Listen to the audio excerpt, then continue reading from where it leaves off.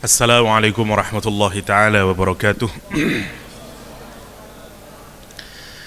Alhamdulillah, nahmaduhu wa nasta'inuhu wa nastaghfiruh wa na'udhu billahi min sururi anfusina wa sayyiati a'malina, man yahdihillahu fala mudilla lahu wa man yudlil fala hadiya lahu. Asyhadu an la ilaha illallah wahdahu la syarika lahu wa asyhadu anna Muhammadan 'abduhu wa rasuluh الذي بلغ الرسالة وأدى الأمانة ونصح الأمة وجهد في سبيله حق جهاده. إخوة في الله، إخوة الإيمان، أعزكم الله. Alhamdulillah Rabbil Alamin.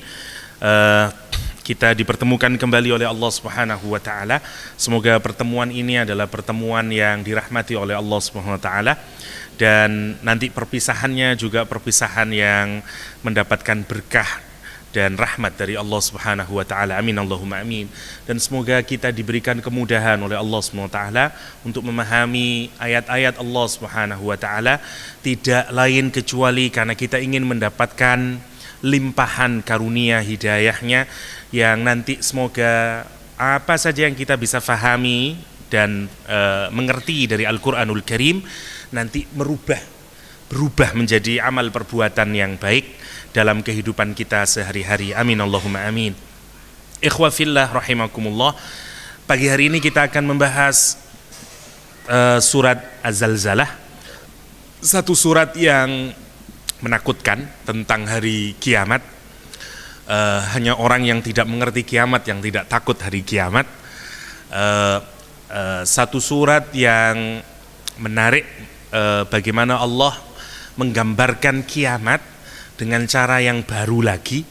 Dan yang menarik memang salah satu karakter dari Al-Quranul Karim adalah meskipun membicarakan tema yang sama diulang-ulang, tapi selalu pembahasannya menjadi serasa baru. Jadi materi boleh sama, tapi cara menyampaikannya, hikmah yang bisa kita ambil di dalamnya selalu fresh, ya.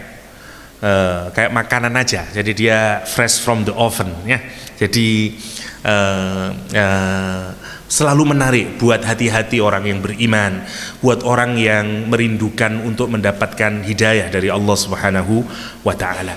Oke, tanpa memperpanjang lebar, kita ingin mari kita mentadaburi dan mencoba mengambil hikmah dari surat Az-Zalzalah. Bismillahirrahmanirrahim. Idza zulzilatil ardu zilzalaha wa akhrajatil ardu athqalaha wa qala al insanu ma laha. Surat Az-Zalzalah, kalau kita lihat dari turunnya, dia turun setelah surat An-Nisa. Ada perbedaan di kalangan para ulama, apakah surat Az-Zalzalah itu madaniyah atau makkiyah.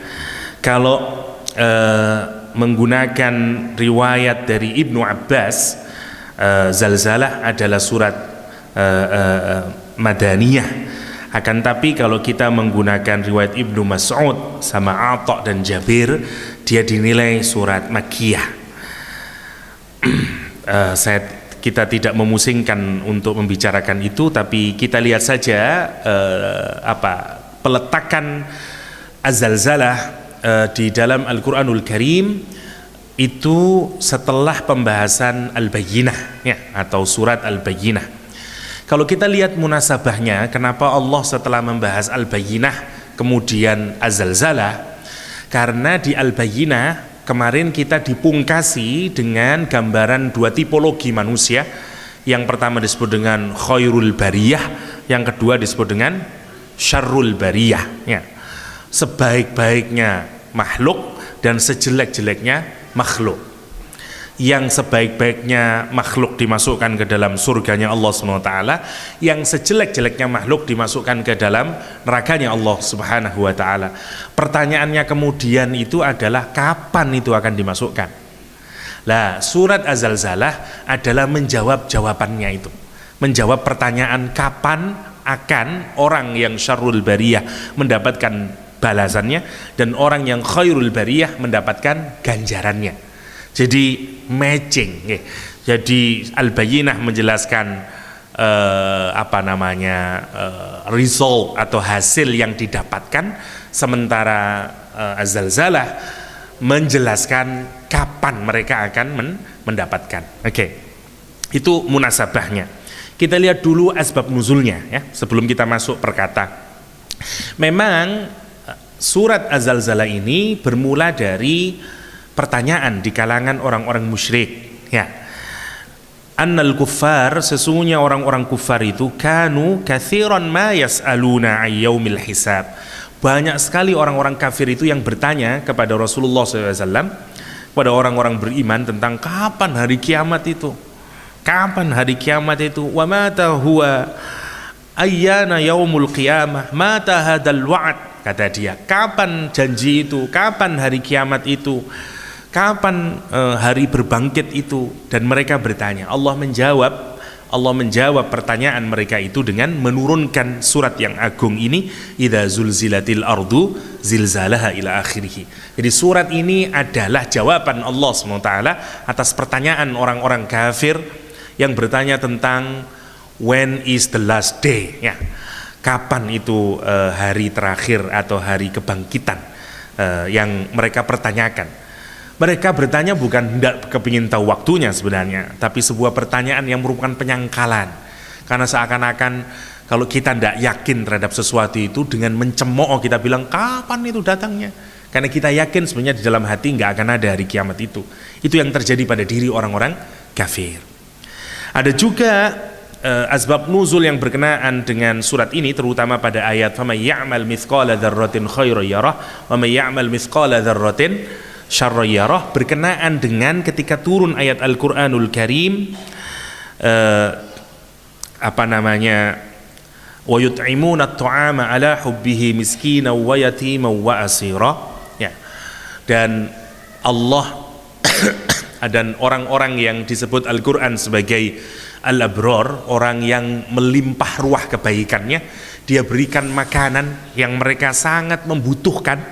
Ada orang salah satu riwayat berkenaan dengan al-abrar di surat Al-Insan adalah keluarga Fatimah Az-Zahra ya, yang menginginkan makanan, yang sangat butuh akan makanan tersebut, tapi justru mereka satu keluarga ini rela untuk tidak mengenyangkan perutnya, tapi memberikan makanan yang mereka sangat cintai sebenarnya, mereka sangat butuhkan.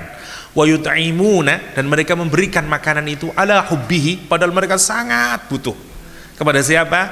Miskinan wa yatiman wa asira, kepada orang miskin, kepada orang yatim, dan kepada tawanan perang. Mereka berikan itu.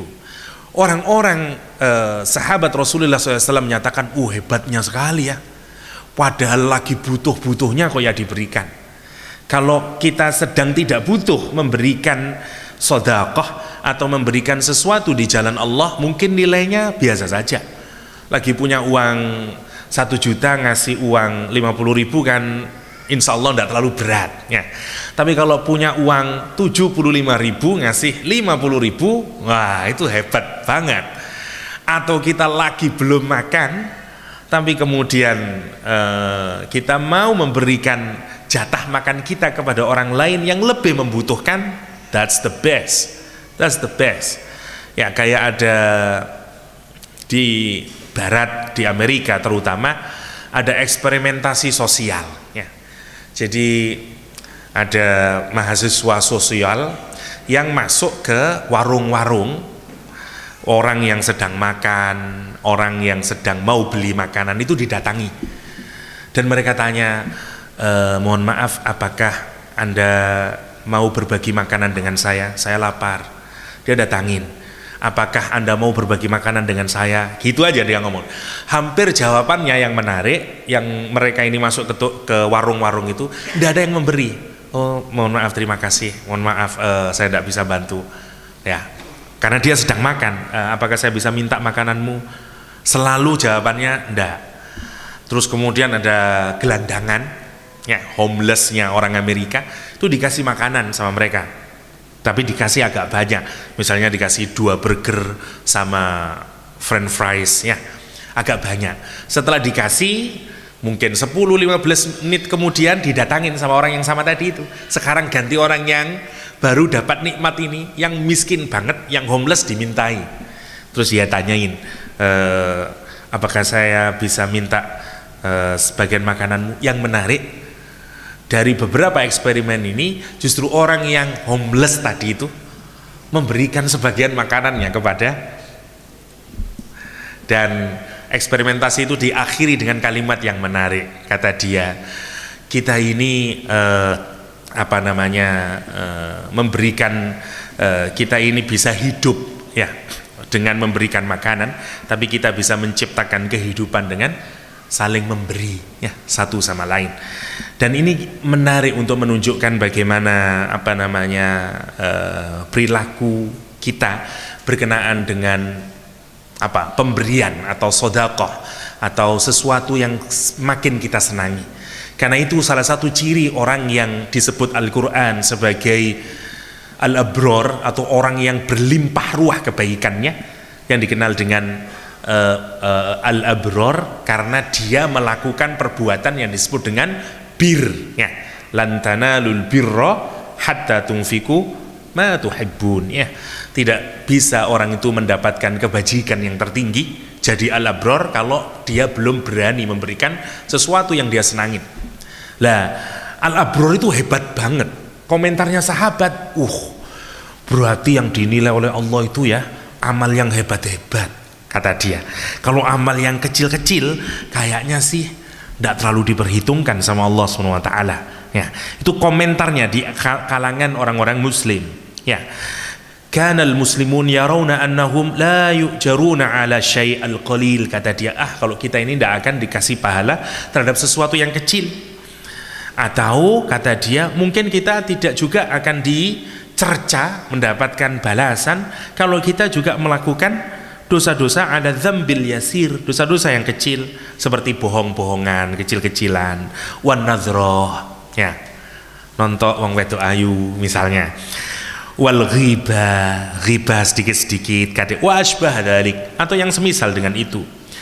Dan setelah percakapan di antara orang-orang Islam saat itu berkenaan dengan komentar terhadap ayat Al-Quran, wa yut'imuna at-ta'ama ala hubbihi miskina wa yatima wa asira, Allah menurunkan ayat ini, faman ya'mal mithqala dzarratin khairan yarah wa man ya'mal mithqala dzarratin syarran yarah. Jangankan yang amal perbuatan hebat kayak tadi, hatta seatom kebaikan you will see it, hatta seatom keburukan kita akan melihatnya. Semuanya direkam dengan rekaman yang super duper precise. Ini semuanya kena capture semuanya, tidak ada yang hilang, saking hebatnya. Itu asbab nuzul berkenaan dengan surat Az-Zalzalah. Nanti kita lihat bagaimana dengan amal yang sudah diampuni oleh Allah Subhanahu wa taala. Kalau ada perbuatan jelek saya diampunin, apa tidak bertentangan dengan ayat ini? Ayat ini bilang faman ya'mal mithqala dzarratin syarran yarah. Lah kalau dosa saya sudah diampunin, apakah saya masih bisa melihat dosa saya misalnya? Nanti kita akan melihat ke sana bagaimana apa maknanya faman ya'mal mithqala dzarratin khairan yarah. Oke, sekarang kita mulai kajian kita dari ayat pertama, idza zulzilatil ardu zilzalaha. Kenapa? Karena salah satu keharusan kita, saya mengingatkan kembali lagi, di dalam berinteraksi dengan Al-Quranul Karim adalah karena kita harus mengukur diri kita dengan Al-Quranul Karim. Timbanglah diri kita dengan Al-Quranul Karim. Kalau apapun saja nanti kita timbang dengan Al-Quranul Karim, perilaku kita, perkataan kita, sikap kita, apapun dengan Al-Quranul Karim, nanti pelan-pelan kita akan menjadi orang yang makin dekat kepada Allah. Karena puncak dari kebaikan orang itu adalah kalau dia mengukur dirinya dengan Al-Quran. Bahkan orang-orang yang hebat di masa sahabat Rasulullah SAW, tidak saja mereka mengukur dari Al-Quran, amalnya sendiri, perilakunya itu direkam di dalam Al-Quranul Karim. Subhanallah ya. Kita levelnya adalah mengukur diri kita dengan Al-Quranul Karim. Orang-orang dulu, orang-orang soleh, bahkan Allah merekamnya di dalam Al-Quran. Seperti Luqmanul Hakim, Seperti ada sahabat Nabi Muhammad SAW, namanya Anas bin Nadhr An-Najjari. Anas bin Nadhr An-Najjari, pamannya Anas bin Malik. Beliau ini suatu saat sedang dalam kerumitan di awal-awal Islam, sehingga Anas bin Nadhr tidak ikut melakukan perang Badar dan menyesal banget dia. Di awal-awal hari pertamanya dia tidak ikut Rasulullah Shallallahu Alaihi Wasallam untuk berperang fi sabilillah bersama Rasulullah Shallallahu Alaihi Wasallam, dan dia menyesal. Kemudian dia berjanji pada dirinya, dia berjanji pada dirinya, wallahi, kata dia, demi Allah, la in akramani rabbi, kalau Allah memuliakan kepada diriku, biyaumin alqa fihil musyrikin, dengan suatu hari di mana aku bertemu dalam peperangan dengan orang-orang yang musyrik, la taronna la yaronna ma asna, kalian akan tahu apa yang bakal aku lakukan. Ya, ini sumpahnya dia, janjinya dia, karena dia nggak bisa melakukan amal perang Badar dulu, sehingga dia berjanji, kalau saya diberi kenikmatan oleh Allah, kemuliaan oleh Allah untuk bisa ikut dalam perang bersama Rasulullah SAW menghadapi orang-orang musuh Allah Subhanahu Wa Taala, la yaronna ma asna, kamu akan lihat apa yang bakal aku akan lakukan. Allah memberikan kemuliaan kepada Anas bin Nadhr. Beliau mengikuti Rasulullah SAW menjadi salah satu tentara Islam yang berperang di perang Uhud. Di perang Uhud, Masya Allah, di perang Uhud, Masya Allah, ketika bahkan ujian menimpa orang-orang muslim, ya, ketika ghanimah berada di bawah dan sebagian pasukan panah yang berada di atas bukit itu turun ke bawah mengambil ghanimah, Anas bin Nadhr berdoa kepada Allah SWT, Allahumma inni a'tadiru ilaika mimma sana'a haula, kata dia, wa abra'u ilaika mimma sana'a haula, ya Allah, aku mintakan ampunan kepada mereka itu, teman-temanku yang muslim yang turun itu, dan aku berlepas diri kepada orang-orang kafir terhadap apa yang telah dia lakukan. Dengan cara apa? Dengan cara memanahin, memukulin orang-orang mukmin, ya, mengalahkan, membunuh orang-orang mukmin. Dia bilang, Allah, ya Allah, aku mohon maaf, aku mintakan ampunanmu untuk mereka yang lari, yang tidak memenuhi perintah Rasulullah SAW. Tapi untuk orang-orang musyrik, untuk orang-orang kafir yang menjadi musuhmu, aku berlepas diri, aku tidak ikut-ikut. Dan suatu saat kemudian di perang Uhud yang Rasulullah SAW hatta berdarah itu, ya, yang bahkan sebagian menuturkan tanggal giginya, beliau bertemu Umar bin Khattab dan menyatakan, ma fa'ala Rasulullah ya Umar, apa yang terjadi pada Rasulullah SAW ya Umar, ma arahu illa kutila, aku nggak ngerti kecuali kayaknya Rasulullah SAW syahid.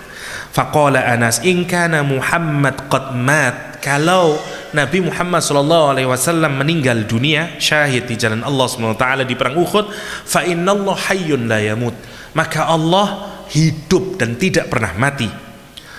Dan apakah dia makin mengendor? Tidak, dia hunus pedangnya, ya, dia makin maju ke peperangan. Dan subhanallah, dia bertemu dengan sahabatnya yang lain, Sa'ad, dan dia bilang, al-jannah ya Sa'ad, al-jannah. Dia bilang, dia menoleh kepada sahabatnya Sa'ad dan dia bilang, surga ya Sa'ad, surga ya Sa'ad. Wa rabbun nadri, kata dia, inni ajidu rihaha min duni Uhud, demi Allah, kata dia, demi Allah, aku telah mencium bau surga dari balik gunung Uhud. Masya Allah, ya. Apa berarti mencium bau surga ini? Dia sudah mau menjemput syahidnya, dia sudah mencium bau surga. Kapan orang mau mencium bau surga? Ya kalau dia dipastikan oleh Allah untuk masuk surganya Allah Subhanahu Wa Taala. Dan Masya Allah, dia akhirnya terbunuh di jalan Allah Subhanahu Wa Taala. Tidak kurang dari 80 tusukan pedang dan tombak mengenai tubuhnya Anas bin Nadhr.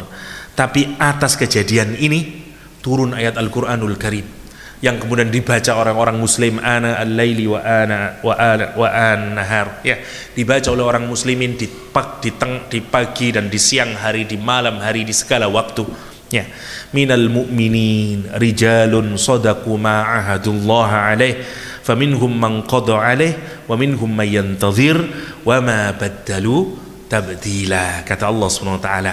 Ya, sungguh ya di antara orang-orang mukmin itu ada mereka-mereka, ada orang-orang yang membenarkan janjinya kepada Allah Subhanahu wa taala. Faminhum man qada nahbah, dan sebagian mereka telah melaksanakan janjinya. Wa minhum may yantazir, dan sebagian mereka sedang menunggu untuk menunaikan janjinya. Wa ma baddalu tabdila, dan mereka tidak pernah merubah apa yang sudah ia janjikan kepada Allah Subhanahu wa taala. Anas bin Nadhr berjanji, la yaronna ma asna, kalau aku dimuliakan oleh Allah untuk bisa berperang di jalan Allah Subhanahu wa taala, maka engkau akan lihat apa yang aku lakukan. Dia tidak mundur sedikit pun, hatta di saat-saat genting, karena dia memenuhi janjinya kepada Allah Subhanahu wa taala. Untuk Anas bin Nadhr, indahnya amalnya, syajaahnya, perjuangannya di jalan Allah Subhanahu wa taala diabadikan oleh ayat Al-Qur'anul Karim. Subhanallah. Kita tentu saja ingin menjadi seperti mereka, akan tapi tidak ada lagi ayat Al-Qur'an yang turun. Karena itu paling tidak kita mengukur diri kita dengan Al-Qur'anul Karim, dengan Al-Qur'anul Karim. Lah, dari Az-Zalzalah kita ingin mengukur diri kita dengan Az-Zalzalah nanti. May ya'mal mithqala dzarratin khairan yarah wa may ya'mal mithqala dzarratin sarran yarah. Oke, kita sekarang masuki surat Az-Zalzalah. Bismillahirrahmanirrahim. Idza zulzilatil ardu zilzalaha. Idza, di dalam bahasa Arab kata idza artinya apabila atau jika ya, atau apabila ya. Ada dua penggunaannya di dalam bahasa Arab. Kalau digunakan untuk merujuk ke masa yang lampau, alifnya dibuang jadi idh qala Luqman idh qala rabbuka lil malaikah wa idh qala Ibrahim, misalnya. Dan ketika Nabi Ibrahim dulu ya, karena itu menggunakan kata idh, kejadiannya sudah berlalu ya. Wa idh qala rabbuka lil malaikati inni ja'ilun fil ardi khalifah, dan ingatlah ketika Allah berkata kepada malaikatnya, aku akan jadikan, misalnya menggunakan kata idh untuk sesuatu yang sudah terjadi. Untuk masa lampau, jika kita menggunakan kata apabila, yang dipakai adalah huruf idh. Kalau untuk sesuatu yang akan datang, yang dipakai adalah idza. Satu. Jadi idza fungsinya adalah untuk merujuk kejadian yang belum terjadi, tapi dia akan terjadi, yang pertama. Dan idza itu dipakai untuk kejadian yang bukan saja di masa yang akan datang, tapi dia pasti akan terjadi. Ada dua hal ya di masa yang akan datang. Misalnya ya apa jaring kok lah, engko lek sama anu aku tak nyangumamu. Ini bisa datang ke rumah atau bisa juga ndak jadi datang. Piye sampean datang ndak nanti jam 5? Apa jaring kok lah, insyaallah aku engko lek pokoknya lek misalnya enak engko tak datang.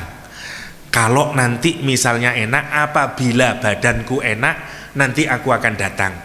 Ini masih ambigu ya, bisa datang bisa enggak. Tapi kalau menggunakan nanti jam 5, apabila nanti sudah jam 5 saya datang. Nah, ini pasti terjadi karena jam 5 itu pasti ada.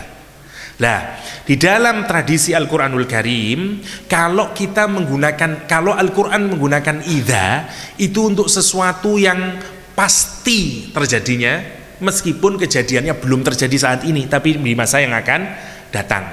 Tapi jenengan tidak boleh meragukan sedikit pun. Ya.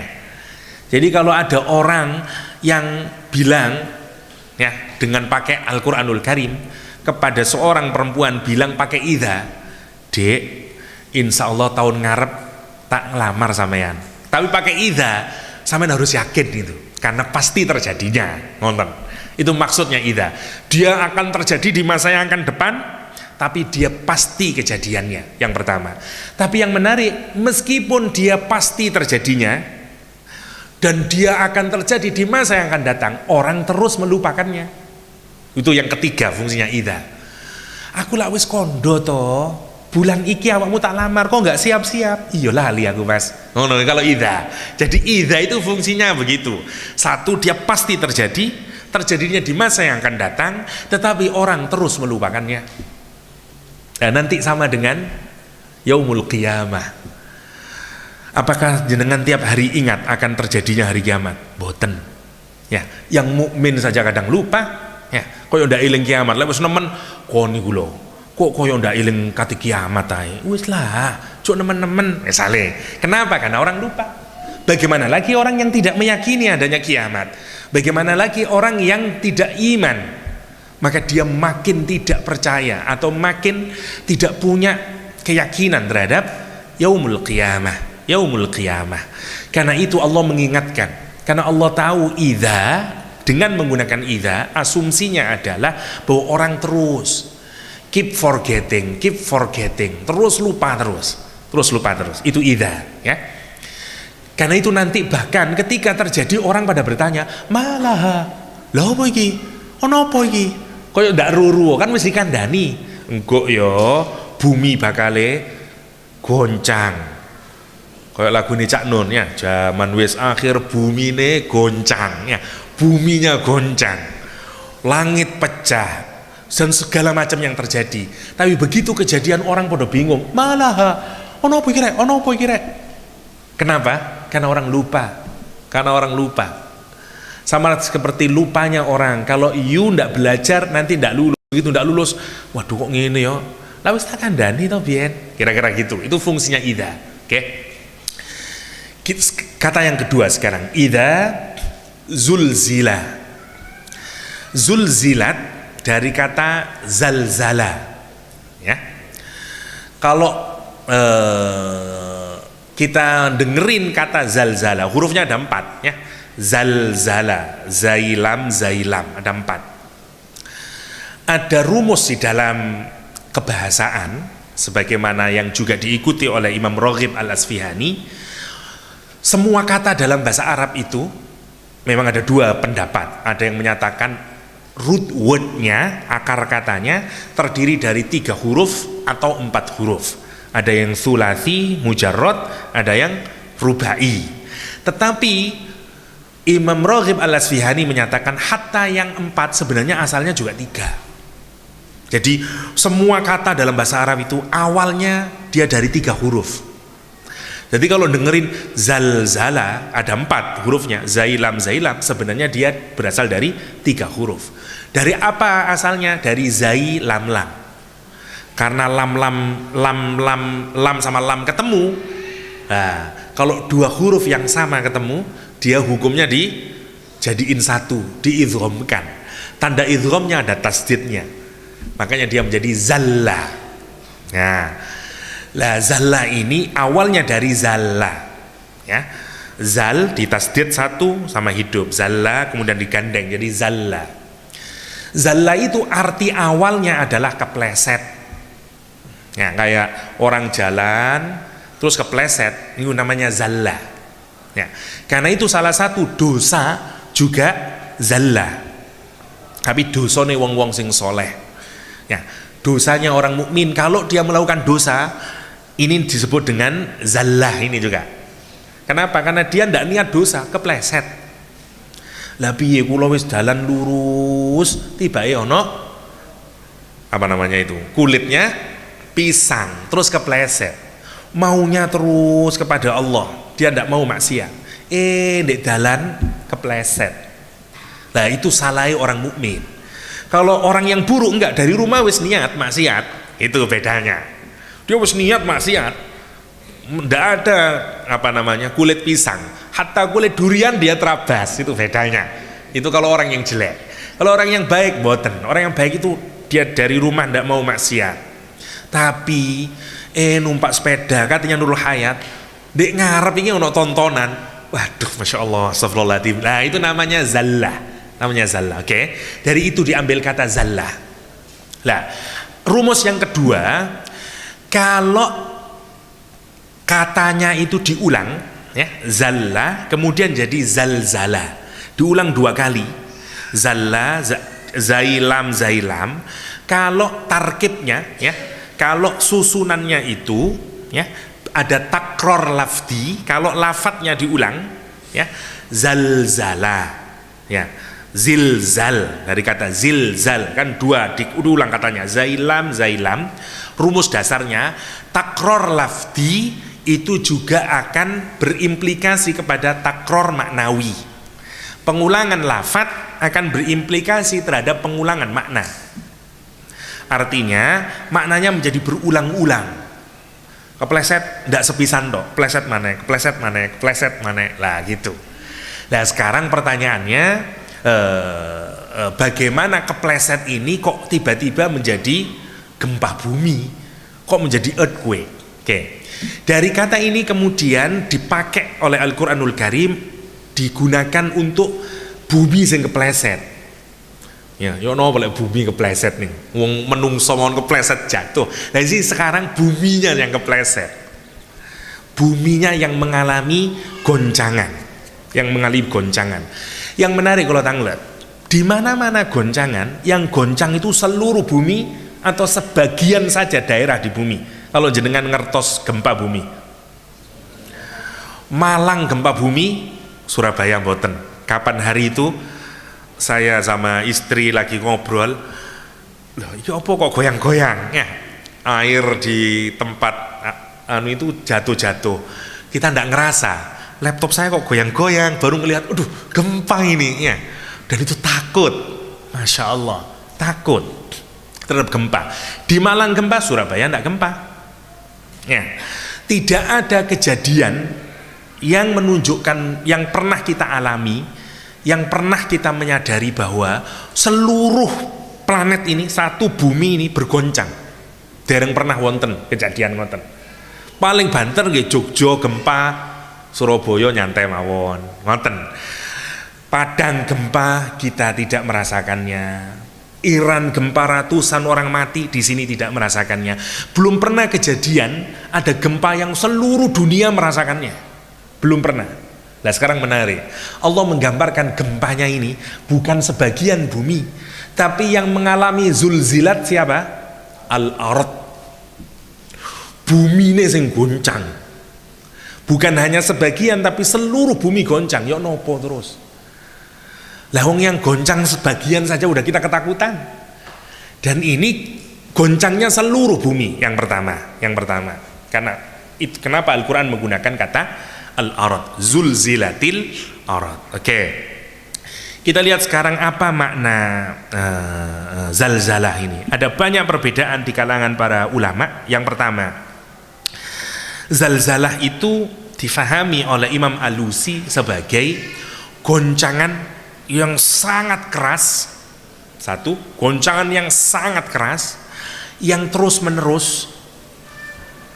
Paling banter saat ini gempa bumi nih, 2 menit nih suwi nih. Wah, wis mulai retak-retak umah, nopo wis hancur. Lelek 1 jam, gentek lek 1 jam gempa terus, ya. Lah, bayangkan nanti yang dimaksud dengan zalzalahnya dunia ini adalah dia akan goncang dalam waktu yang lama. Bahkan terus menerus itu goncangnya sampai hancur lebur dunia ini. Yang disebut dengan zalzalah. Dia goncangan yang sangat dahsyat, goncangan yang sangat violent, mengerikan banget, ngerusak banget, dan dia terus menerus goncangannya. Itu makna yang pertama. Ibnu Katsir misalnya mengutip pendapatnya Ibnu Abbas, goncangannya itu taharrokat min asfaliha, dari bawahnya. Ini juga menarik untuk dipikirkan, bawahnya sendi ya. Kalau saya Indonesia, bawahnya bumi mana? Amerika ya. Kata orang Amerika, mana bawahnya? Indonesia bawahnya ya. Sing ngendi? Tengah-tengahnya itu duduk bawahnya. Kalau kita bilang di bawahnya, mana bawahnya bumi ya. Itu juga harus wallahu a'lam apa yang dimaksud dengan taharrokat min asfaliha. Ya mungkin ada porosnya, lah porosnya itu yang goncang. Tapi yang jelas Al-Quran menggambarkan seluruhnya, karena objeknya adalah al-ard itu sendiri. The earth-nya itu yang goncang, ya, earth-nya goncang. Dengarnya agak mirip ya, bahasa Arabnya ard, bahasa Inggrisnya earth, rotok mirip. Bahasa Indonesia sing beda banget, bumi ya.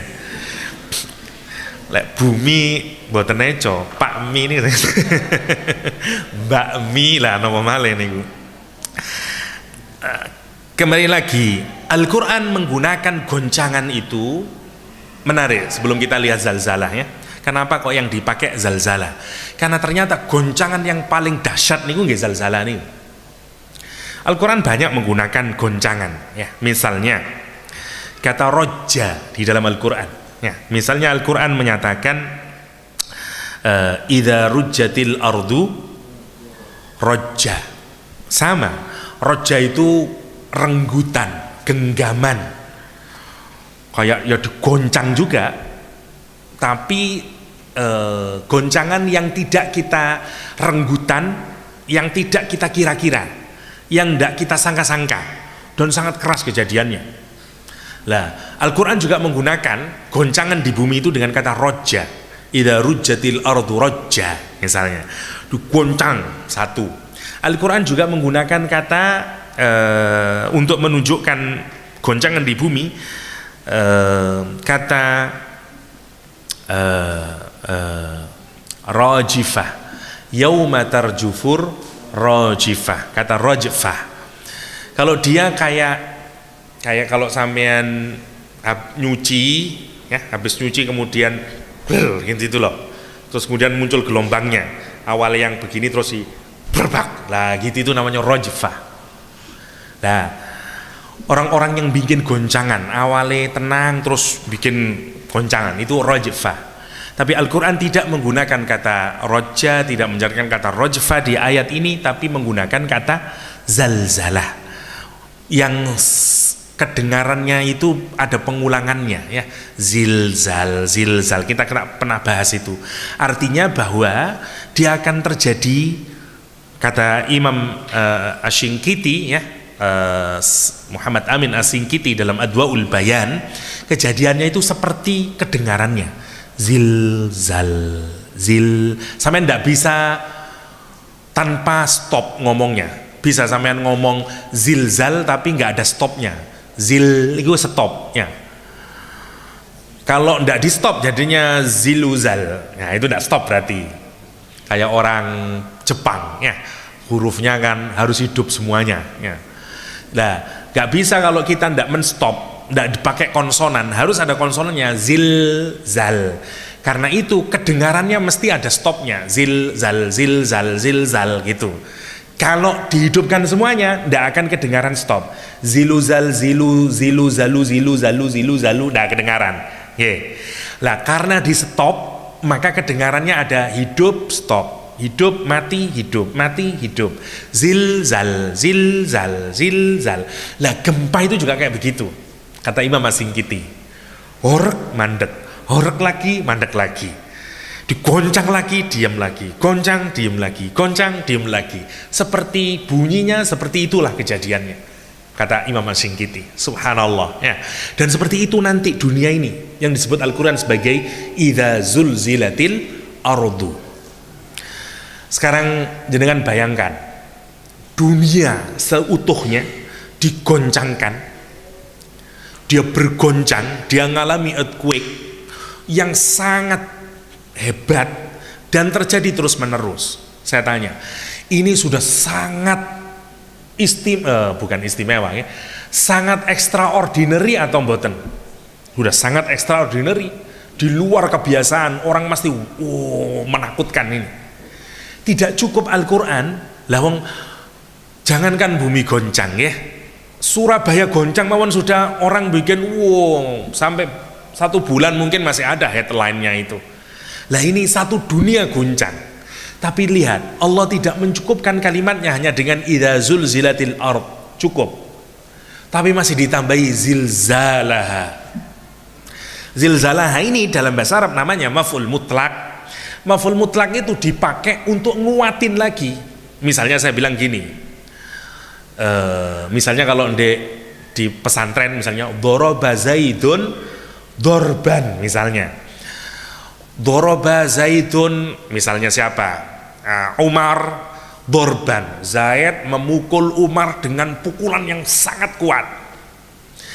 Bedanya gini, kalau saya bilang daraba Zaidun Umar, Zaid memukul Umar, gitu toh. Tapi lek mukule itu temenan sampai bonyok Umar, maka ngomongnya daraba Zaidun Umar, daraba Zaidun misalnya Umar, dorban, dikasih dorban. Misalnya darabtuhu dorban, misalnya aku memukul dia dengan pukulan yang sangat kuat. Lah, ngomongnya orang Arab itu darabtuhu dorban, dikasih kata yang sama dengan kata kerjanya. Kata kerjanya doroba, terus dikasih penguatan dengan kata yang berasal dari kata kerjanya, dorban. Dengarannya kan sama, doroba, dorban. Nasorohu, nasron, misalnya gitu. Itu tekniknya di dalam bahasa Arab. Lah, Al-Quran juga menggunakan itu. Zulzilatil ardu zilzalan. Oke, hanya nanti dulu, belum kita bahas, masih zilzalan. Allah mau bilang ini saya goncangkan, padahal kalaupun diselesaikan dengan zulzilatil ard, kita sudah ketakutan ya, buminya goncang, goncangannya amat dahsyat, goncangannya tidak berhenti, dia lama goncangannya, dan orang sudah sangat ketakutan. Tidak cukup dengan itu, Allah nambahin dengan maf'ul mutlaq, ini goncangan dengan goncangan yang sangat dahsyat. Masya Allah, zilzal. Yang menarik lagi, mestinya biasanya orang bikin maf'ul mutlaq itu zilzalan, kok yo dikei lagi dengan kata gantinya zilzalaha. Nah itu aneh lagi dalam bahasa Arab, karena ndak umum gitu. Itu umumnya ya kayak tadi itu, darabtuhu dorban, nasarahu nasron, misalnya gitu. Ndak zulzilatil ardu zilzalan, misalnya gitu. Kok ini zulzilatil ard zilzalaha? Hanya ke siapa? Ke al-ard, ke bumi. Karena itu bumi perempuan ya. Karena dia mengandung apa? Mengandung mineral ya. Ngandung emas, perak, batu, ake, dan segala macamnya. Semua ada di dalamnya.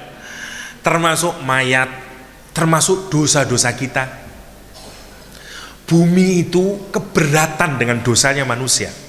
Dan nanti seperti orang hamil. Orang hamil itu keberatan dia tunggu 1 bulan, 2 bulan, 3 bulan. Nanti ada masa di mana dia tidak bisa lagi, kuat lagi. Dia harus mengeksplod ya. Dia harus dikeluarin. Dia muntahkan semuanya. Seperti orang yang hamil dan dia mengeluarkan. Dan itu yang dilakukan oleh bumi nanti. Kenapa? Karena dia sudah tidak kuat. Dia ini sebenarnya menunggu momen untuk muntah nih. Nunggu momen untuk meledakkan dirinya. Kados seorang perempuan yang menunggu, kapan mbak? Insya Allah 2 Desember. Nah, nunggu waktunya itu. Nunggu waktu dia babaran. Ya. Lah, bumi itu juga sama. Karena itu Allah melekatkan kata goncangan itu kepada bumi. Karena sebenarnya bumi tahu ini goncangan saya loh. Ini yang saya tunggu-tunggu loh. Jadi bumi itu sebenarnya sudah nunggu. Kenapa? Karena bumi itu moh. Mbok jenengan pikir bumi itu bukan makhluknya Allah Subhanahu wa taala. Dia makhluk Allah. Dia taat kepada Allah. Dan bumi itu makhluk yang digambarkan oleh Al-Qur'anul Karim, oleh hadis bahkan. Bumi itu tahu perilaku kita. Dan bumi itu kepingin merenggut kita. Kalau ada orang yang maksiat, bumi itu karepe kurang ajar kon. Tak karepe bumi itu. Cuman bumi itu tidak dibolehkan oleh Allah. Sebagaimana dalam hadis, Allah tidak memberikan izin kepada bumi. Kapan bumi itu dikasih izin untuk sakarepe dhewe? 2 kali. 1, waktu orang sudah masuk ke dalam kubur. Yang kedua, yaumul qiyamah. Jadi sekarang bumi harus taat. Buat diidei, buat di atasnya orang dansa, di atasnya orang melakukan perbuatan maksiat, di atasnya orang mengkufuri Allah, melakukan segala bentuk kezaliman. Bumi gedem-gedem aslinya kan ya, melbu maringene ya. Entek kan kira. Karena itu sebagaimana di dalam hadis, Nanti bumi diberikan kebebasan oleh Allah ketika orang masuk di dalam bumi. Karena itu jenengan sebagaimana yang sudah ketahui bersama, kalau orang kafir, orang yang banyak maksiatnya masuk ke dalam bumi, ini kan sama bumi, tulang-tulangnya kena. Karena itu salah satunya aku ngenteni mulai sampai biyen aku wis. Saiki kon mlebu nyang aku, tak entekno awakmu. Dan itu salah satunya. Begitu juga bumi senang dengan orang yang melakukan kemakmuran terhadap bumi. Dia melakukan amal soleh. Karena itu begitu dia masuk ke dalam perut bumi, dia lebarkan seluas-luasnya. Ukuran rumahnya tidak lagi 2,3 ya, dua kebesaran ya. 2,5 meter lah. 2, panjangan juga. 1,5 lah. Ya misalnya kuburan, saya tidak tahu berapa ukuran kuburan ya. Lah, bumi itu menunggu. Lah, itu yang dimaksud Al-Quran dengan zilzalaha. Karena itu goncangannya si dia. Karena sebenarnya dia sedang menunggunya. Seakan-akan Allah menunjukkan, ini kata Imam Zamakhsyari misalnya, yang kenapa Allah melekatkan kata ha di di ayat ini untuk menunjukkan bahwa ini goncangan sudah ditunggu oleh bumi. Ini goncangan sudah ditunggu oleh bumi. Dia sudah kepingin dari dulu, seperti orang yang hamil tua. Dan Al-Quran menggambarkan itu, wa alqat ma fiha wa takhallat. Dimuntahkan apa yang ada di dalamnya, wa alqat ma fiha wa takhallat, dan dibersihin kabeh, dikeluarin semuanya. Takhallat itu dipakai sebenarnya untuk orang yang hamil kemudian babaran. Itu takhallat. Nanti bumi kayak begitu, wa alqat ma fiha wa takhallat. Masya Allah. Jadi bumi itu merikot kita semuanya, dan makin berat. Semakin orang berdosa, semakin memberatin bumi, makin abot ini.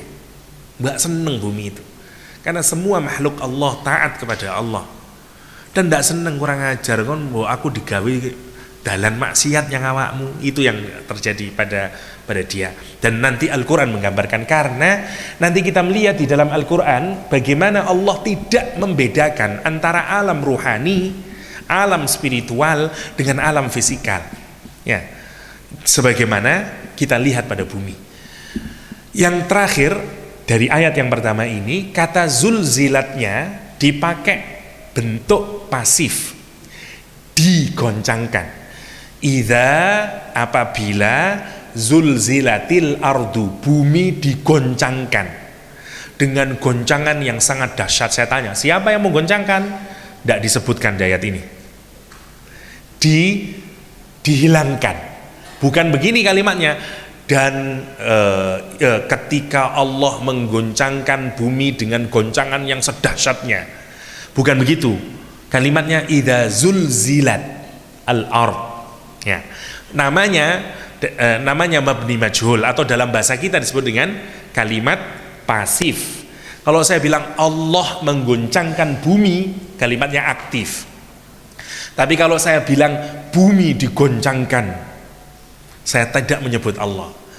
Untuk apa Allah membuat kalimat pasif di ayat ini? Kata para ulama tafsir, untuk menunjukkan ringannya perbuatan ini. Kalau disebutkan nama Allah, itu untuk menunjukkan bahwa seakan-akan ini perbuatan istimewa loh. Sekarang aku yang gawe. Ya, tapi kalau orangnya ditiadakan, ini pekerjaan sangat simpel, sangat gampang. Yang bagi Allah kita mungkin, bumi goncang, pecah semuanya keluar, dan segala macam, kita menyangka itu perbuatan yang berat. No, bagi Allah itu sangat kecil. Dan jangan menyangka itu sebuah kejadian yang besar di mata Allah SWT. Karena itu kejadian yang super mudah bagi Allah. Bagi kita mungkin sangat menakutkan, sangat ngeri kita. Dan karena itu jangan pernah berpikir, mosok sih bumi yang koyok ngene feme ini sangat kuatnya begini akan bisa hancur. Tanah yang begitu hebatnya ini bisa hancur, tidak mungkin. Bagi Allah enggak ada, sampai Allah tidak menunjukkan namanya di ayat ini. Idza zulzilatil ardu zilzalaha. Untuk nunjukin apa? Untuk menunjukkan betapa mudahnya kejadian kehancuran bumi itu dilakukan oleh Allah. Bahkan hari ini kita menyadari, kalau kita melihat di YouTube misalnya, alam semesta dibandingin dengan planet ini. Kalau kita ngelihat alam semesta untuk ngancurin bumi, yo simpel ya. Wong dia cuma satu titik di antara benda-benda yang ada di langit. Ditabrakkan saja udah hancur. Seperti itulah bagi Allah Subhanahu wa taala, betapa mudahnya. Karena itu Allah menggunakan mabni majhul. Karena itu dibikin dengan kalimat pasif. Karena itu ayat yang pertama kira-kira maknanya, hei ingat akan terjadi kejadian yang kalian saya peringatkan berkali-kali.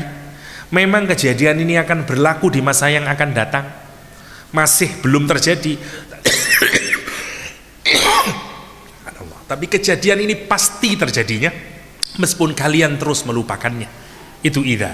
Dan kalau ini terjadi, maka bumi seutuhnya itu akan digoncangkan oleh Allah dengan goncangan yang super dahsyat, goncangan yang akan terjadi terus menerus sampai hancur lebur.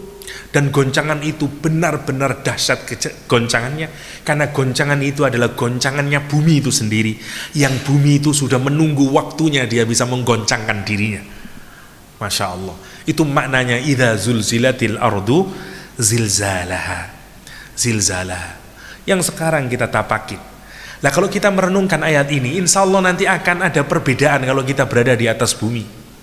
Waktu kita sujud di tanah, kita akan melihat, ya Allah, ini bumi yang saya sujudin yang nanti akan menjadi saksi saya, yang akan menceritakan seluruh aib saya, yang sekarang ini mengandungi seluruh apa yang pernah saya lakukan di atasnya, yang nanti dia akan membelah, yang akan memuntahkan seluruh isinya, yang akan bergoncang.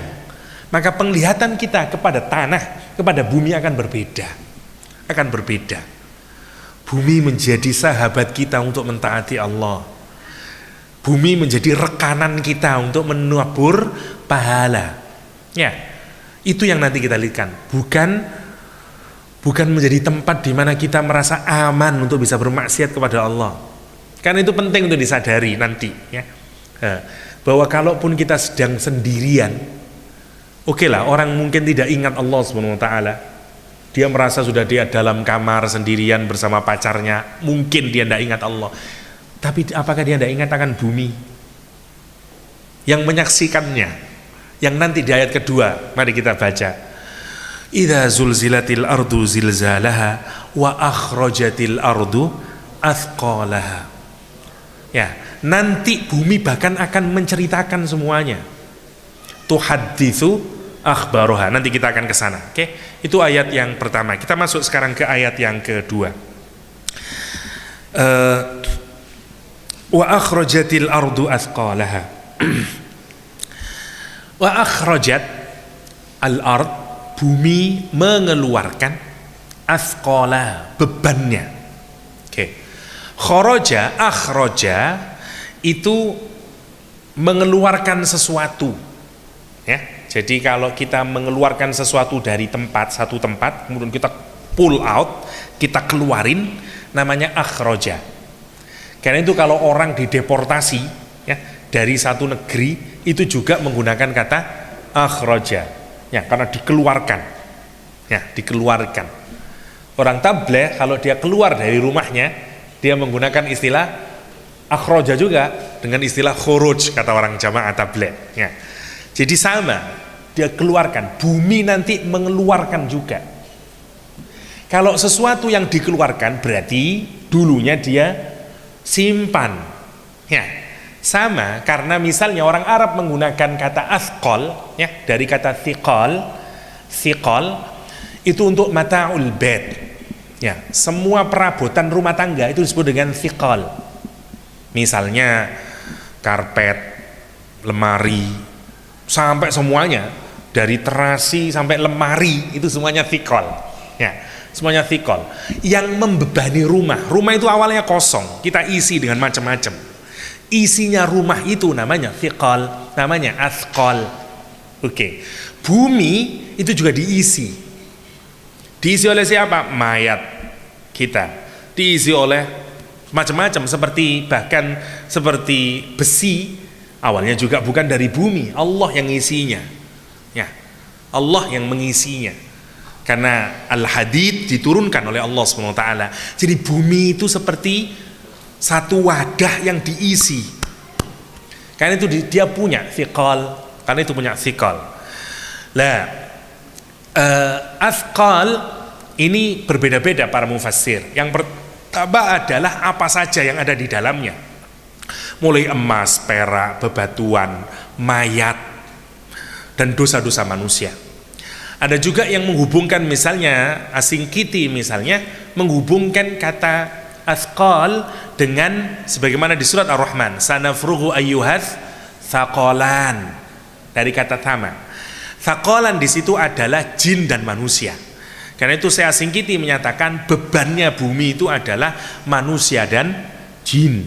Manusia dan jin yang nanti akan dimuntahkan, akan dikeluarkan. Kapan itu? Kapan dikeluarkan dari perut bumi manusia? Nanti kalau yaumul ba'ats, ketika merudul kabeh dari kuburan itu dikeluarin semuanya. Dan semua manusia dari Nabi Adam sampai manusia yang terakhir nanti dikeluarkan semuanya dari bumi. Dan nanti menarik, ada kata yang menarik nanti ya. Kata yasdurun nas ashtata. Al-Quran menggunakan kata yasduru. Nanti kita akan bahas ke sana. Kalimat yang menarik sekali. Oke, yang kedua dulu. Wa akhrajatil ardu athqalaha. Jadi bumi itu nanti akan mengeluarkan bebannya. Dan itu dianggap sebagai beban. Sebagai beban. Karena terutama kata para ulama, karena dosa-dosa yang kita lakukan. Karena dosa-dosa yang kita lakukan.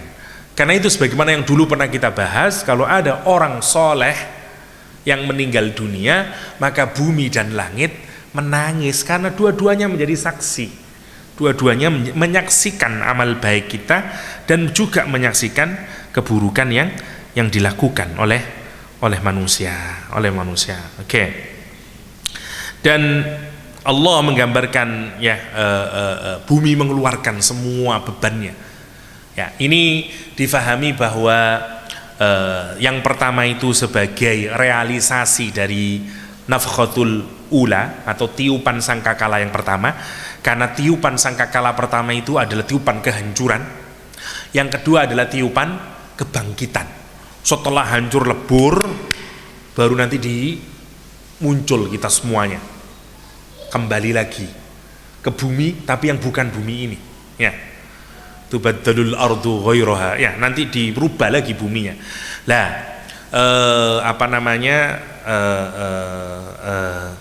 bumi itu mengeluarkannya itu yang disebut dengan ba'atsnya itu, kata para ulama merupakan realisasi dari tiupan sangkakala yang kedua. Karena yang pertama itu kehancuran, yang kedua adalah kebangkitan. Ya, yang kedua adalah kebangkitan. Oke, wa akhrajatil ardu athqalaha. Kita masuk sekarang yang kedua, ayat yang ketiga, agak cepat saja.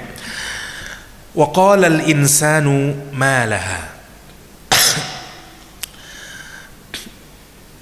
Bagaimana kita ini tidak takut ya? Jangankan bumi yang menjadi saksi. Wong hatta kulit kita, telinga kita, kaki kita, semuanya menjadi saksi atas perbuatan kita yang sekarang kita sangka sebagai milik kita. Hatta kulit kita nanti bisa ngomong. Julud ini ya, kulit kita ini nanti bisa ngomong. Ketika kita ngomong, kenapa kamu bisa ngomong? Lima antaqanallah, kata dia, kenapa kamu kok bisa ngomong? Jawabannya nanti karena Allah yang bisa membuat saya bisa ngomong. Ya. Lima syahidna, ya kita bilang, kenapa kamu menyaksikan menjadi saksi atas perbuatan saya dan segala macamnya. Dia bilang, dan kenapa kamu bisa ngomong? Jawabannya adalah karena Allah yang bisa. Semuanya akan menjadi saksi kita, jadi saksi hatta tubuh kita. Ini yang membuat kita takut. Kenapa? Karena semuanya akan menjadi persaksian nanti di yaumul hisab. Oke, kita masuk ke ayat yang ketiga. Idza zulzilatil ardu zilzalaha wa akhrajatil ardu athqalaha wa qala al insanu ma laha. Dan berkata al insan, nanti kita bahas apa itu al insan, kenapa kok tidak dipakai wa qala nasu, kenapa kok wa qala al insan ma laha. Ono apa iki? What's wrong? Opo iki? Ada apa yang terjadi pada bumi? Malaha. Oke. Kita lihat dulu. Waqala, mereka akan berkata, siapa yang berkata? Al-insan. Ada beda penekanan antara annas sama al-insan. Kalau annas itu merujuk kepada seluruh manusia sebagai kelompok. Jadi dia isim jamak, bahkan sebagian ulama lughah menyatakan kalau annas itu isim jamak yang tidak punya tunggalnya. Ada nanti yang menganggap dia berasal dari kata unasun, ya. Kita tidak mau ke sana, tapi simpelnya adalah kalau annas tekanannya itu ke seluruh manusia. Kayak saya ngomong seluruh warga Nurul Hayat, nah, itu kita merasa oh ya semuanya. Seluruh warga Nur Hayat mohon nanti jangan meninggalkan ruangan misalnya, itu kayak semuanya gini, itu annas. Tapi kalau insan tekanannya pada masing-masing manusia. Karena saya manusia maka saya insan, karena kamu manusia kamu juga insan, semuanya insan, per satu, per individu kalau insan itu. Jadi perasaannya kalau nas itu perasaan kolektivitas, kalau insan perasaannya per individu satu. Kenapa kok penting menjadi individu ini? Kenapa kok Allah menekankan pada rasa individunya di ayat ini adalah karena nanti perasaan di mana kita paling merasa sendiri adalah ketika di yaumul ba'ats. Dan ini menarik ya. Tidak ada pertemuan yang paling crowded, yang paling pasek melebihi yaumul mahsyar. Melebihi di mana kita dibangkitkan oleh Allah SWT dari bumi ini. Anda yang pernah di Mina, yang pernah berdesak-desakan waktu jumroh misalnya, nanti jauh lebih berdesak-desakan ketika semua manusia dari zaman Nabi Adam ila yaumil qiyamah dibangkitkan oleh Allah SWT. Orang tidak bisa bergerak karena saking banyaknya manusia. Tapi yang menarik, di saat begitu semua manusia hadir dan bersama-sama menghadap Allah SWT, paling sesak-sesaan, tapi di saat itulah orang merasa paling sendiri.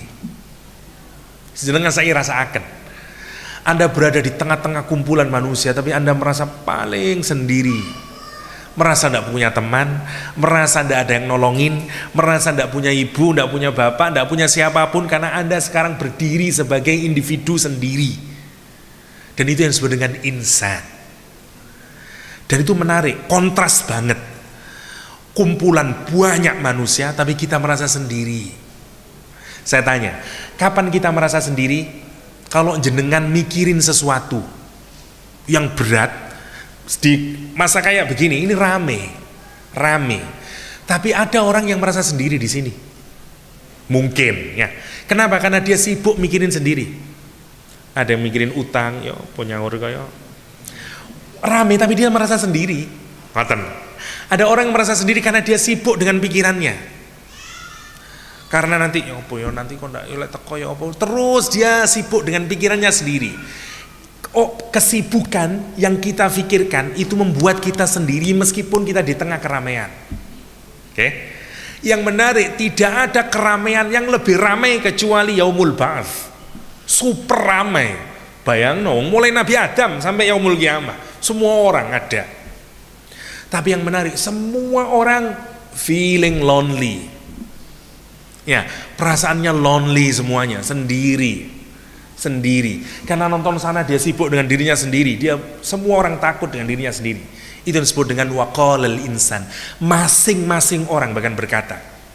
Dan dia berkata apa? Malaha ono apa iki? Ada apa yang terjadi pada bumi? Karena itu yang menarik, kata para ulama, lihat betapa cocoknya Al-Quran mengingatkan. Di awal Al-Quran di surat Az-Zalzalah menggunakan kata idza yang menunjukkan, mengingatkan ini kejadian akan terjadi, tapi you keep forgetting, kamu terus melupakannya, dan begitu kejadian benar dia lupa. Terus bertanya, malah ono apa iki? Padahal dari dulu bukankah sudah diingatin akan ada goncangan? Bukankah sudah diingatin akan ada zalzalah? Bukankah sudah diingatin akan ada waqi'ah, khosoh, haqqah, sekian banyak Allah mengingatkan hari kiamat. Tapi begitu terjadi, orang semuanya bingung dan bertanya-tanya, malaha. Yang pertama. Yang kedua, para ulama berbeda. Insan ini merujuk ke siapa? Sebagian mufassir menganggap al-insan ini merujuk kepada semua orang, mau muslim mau kafir. Ya. Yang kedua merujuk enggak. Yang insan di sini merujuk kepada orang kafir saja. Orang mukmin enggak. Jadi meskipun menggunakan insan, tapi maknanya adalah hanya pada orang kafir. Kenapa? Karena katanya orang yang mukmin tidak akan bertanya malaha. Yang bertanya malaha itu orang yang kafir, orang yang tidak mengimani akan adanya Allah dan yaumul qiyamah, sehingga nanti dia bingung. Sebagaimana di surat Yasin, ya, man ba'atsana mim marqadina, siapa yang membangkitkan kami dari tidur kami. Kata dia, semua orang bingung, malaha malaha, tapi orang yang iman akan berkata apa? Hadza ma wa'adar rahman wa sadaqal mursalum, inilah sebagaimana yang telah dijanjikan oleh Allah Ar-Rahman, yang dibenarkan oleh Rasulnya. Ya, itu jawabannya. Orang-orang mukmin akan tahu begitu yaumul qiyamah dia bikin hadza ma wa'adar rahman wa sadaqal mursalun. Tapi orang yang kafir akan berkata malaha malaha, dan dia ketakutan. Sebagian mufassir yang lain menyatakan enggak, dia akan, semua orang akan ketakutan, semua orang akan takut. Ya, meskipun nanti bagi orang yang mukmin rasa takutnya itu tidak membahayakan dia. Itu yang disebut dengan la khaufun alaihim, tidak ada ketakutan atas mereka. Dua hal yang berbeda, gini, ada kalimat yang kayak begini sebenarnya, kalimat la khaufun alaihim itu misalnya kayak gini. Kalau anak saya yang masih kecil, ya, terus di depannya saya kasih pulpen, ya, atau tusuk sate yang dia mainin gini, saya takut, ya. Dia enggak takut, anak kecil itu, anak saya enggak takut, dia mainin, tapi mainan yang sedang dia pegang itu bagi punya potensi yang menakutkan napa mboten? Punya, yakni kalau keculek piye misalnya. Tapi dia ndak ada takutnya. Kayak satu. Sekarang saya ganti mainannya itu, saya ganti dengan boneka monyet, tapi boneka monyet tapi boneka. Takut anak saya. Saya tanya, ada potensi menakutkan ndak pada monyet itu? Boneka itu? Enggak ada. Dia saja yang takut, tapi sebenarnya dia enggak ada ketakutan bagi dia. Enggak ada hal yang perlu ditakuti dari boneka itu sebenarnya. Kenapa boten? Wong mukmin itu kata Allah nanti la khaufun alaihim. Enggak ada hal yang harus ditakutin bagi dia. Karena yaumul qiyamah tidak menakutkan bagi dia. Wongnya sih tetap wedi, seperti kita saat ini, kita juga takut yaumul qiyamah. Meskipun imannya nyundul langit ya tetap wedi dengan dino kiamah. Tetapi dia ndak ada ketakutan yang efek bagi dia. Kayak tadi itu, boneka iki gaya awakmu. Duduk tusuk sate. Ngono maksudnya. Itu disebut dengan la khaufun alaihim. Duduk berarti misalnya kematian misalnya, ya. Apa orang soleh itu ndak takut sama mati, Ustaz? Ya ono wedine tetep aja. Karena itu natural sifatnya, orang takut akan mati, orang takut akan yaumul qiyamah, orang takut akan neraka. Cuman Allah menyatakan la khaufun alaihim. Malaikat menyatakan la khaufun alaihim. Ndak apa-apa, matiku nggak apa-apa, malah enak kon kok. Ngono malaikate. Tapi bagi yang orangnya ya sih tetap ono wedine. Kenapa? Karena kita belum tahu. Sama seperti anak kecil tadi. Terhadap tusuk sate dia ndak takut, tapi terhadap boneka dia takut. Ya, itu yang menarik. Lah, semua orang nanti akan bertanya malaha. Dua-duanya boleh dengan ambil maknanya, ya, bisa dipakai untuk semuanya dan bisa dipakai untuk hanya khusus untuk orang kafir. Ayat selanjutnya masih 5 menit lagi, mungkin kalau mungkin ditambahi tanya jawab nanti. Wa qala al-insanu ma laha idza zulzilatil ardu zilzalaha wa akhrajatil ardu athqalaha wa qala al-insanu ma laha yauma idzin tuhadditsu akhbaraha. Yauma idzin, pada hari ini, pada hari itu, kata Allah Subhanahu wa taala. Kalimatnya makin kenceng sekarang. kalimat kata idza itu nanti kalau akan kejadian. Sekarang Allah bilang yauma idzin, di hari itu nanti. Sekarang nadanya makin keras karena di idza itu masih kalau akan kejadian. Tapi di yauma idzin Allah mengingatin, sudah kayak mengancam. Yauma idzin, di hari itu nanti, ya. Itu nadanya. Apa yang terjadi di yauma idzin? Tuhaddits akhbaroha. Bumi itu akan menceritakan, tuhaddits, ya, akan menceritakan akhbaroha, kabar-kabarnya. Oke, kita lihat satu. Tuhaddits itu menceritakan sesuatu yang ceritanya itu kalau diceritakan menjadi sesuatu yang baru, yang kita seakan-akan tidak pernah mendengarkan. Itu bedanya, ya. Wonten khobar, wonten hadis, wonten naba, macam-macam. Semua artinya sama, informasi. Ya, naba informasi, hadis juga informasi, ya. Kabar juga informasi. Cuman di dalam bahasa Arab, kalau hadis itu informasi yang fresh, yang fresh, yang orang masih belum tahu. Anu selingkuh, kan tahu? Siapa? Anyar. Ini namanya hadis. Kalau kabar itu biasa saja, kita sudah tahu. Ya apa kabarmu? Biasa saja, kabar keseharian. Oke. Kalau ini breaking news, ya. Kalau hadis. Kalau naba itu berita yang besar, berita yang istimewa yang kita tidak akan pernah bisa tahu, namanya naba, dan penting buat kita. Karena itu siapa yang bawa, karena kita tidak akan bisa ngerti tentang naba itu kecuali dikasih tahu. Karena itu orang yang membawa naba disebut nabi. Ya apa jenengan ngertos jahanam, mbok masih sekolah nganti profesor nek ora ngerti kalau tidak ada Nabi Muhammad SAW. Oh boyo jahanam, tidak bisa karena tidak ada ilmunya itu. Dia harus diberi informasi, namanya nabi, Oke. Nah sekarang yang menarik, bumi itu merekam semua kabar. Apa kabar itu? Semua perilaku kita, semua apa saja yang kita lakukan. Jadi jenengan mulai lahir sampai mati ini direkam tentang bumi, namanya kabar. Jenengan juga sudah tahu, iya biar aku kelas 5 di kono SD saono, aku biar nikah di kono, aku biar maksiat di kono dan segala macamnya. Seakan-akan semua udah tahu informasinya, karena itu menjadi kabar, information. Tapi nanti ketika informasi ini diceritakan oleh bumi, diledakkan oleh bumi, diceritakan kembali, dia seakan-akan menjadi sesuatu yang baru lagi bagi kita. Dan itu kita bilang, oh ya Allah, ya biar aku maksiat di kono, karena bumi menjadi saksi atas kesalahan yang kita lakuin. Itu disebut dengan yauma idzin tuhadditsu akhbaraha.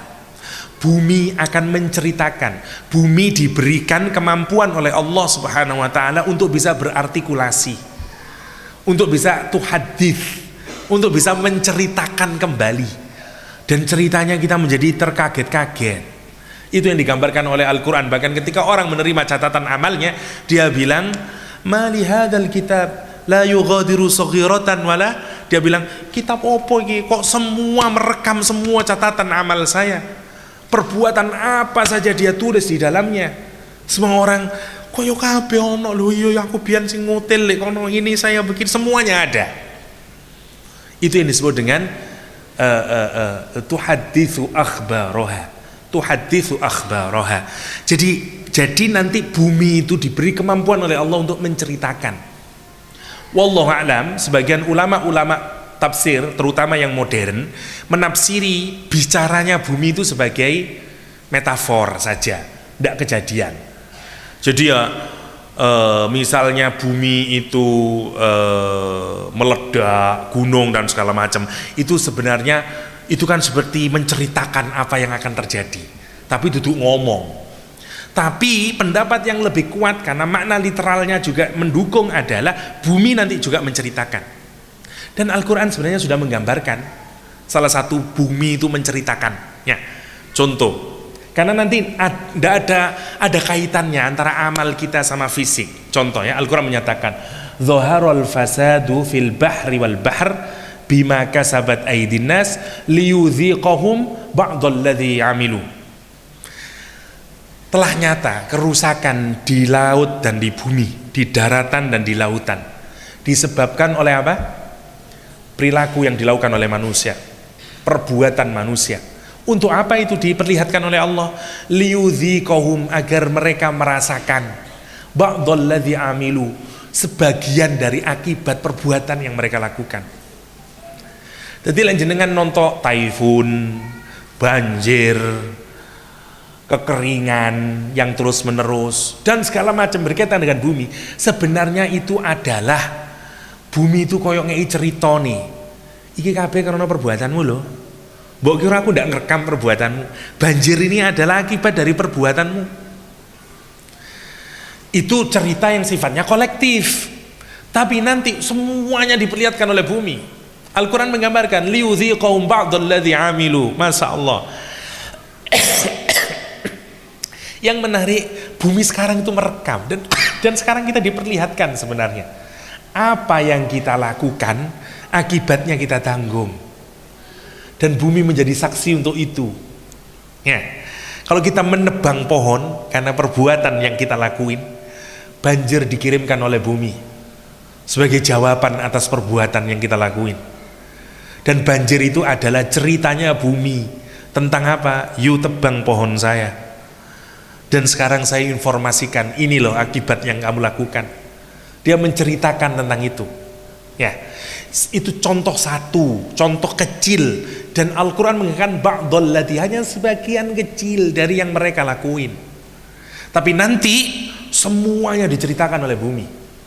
Semuanya diceritakan oleh bumi. Semua perbuatan maksiat, semua perbuatan apapun saja diceritakan oleh bumi.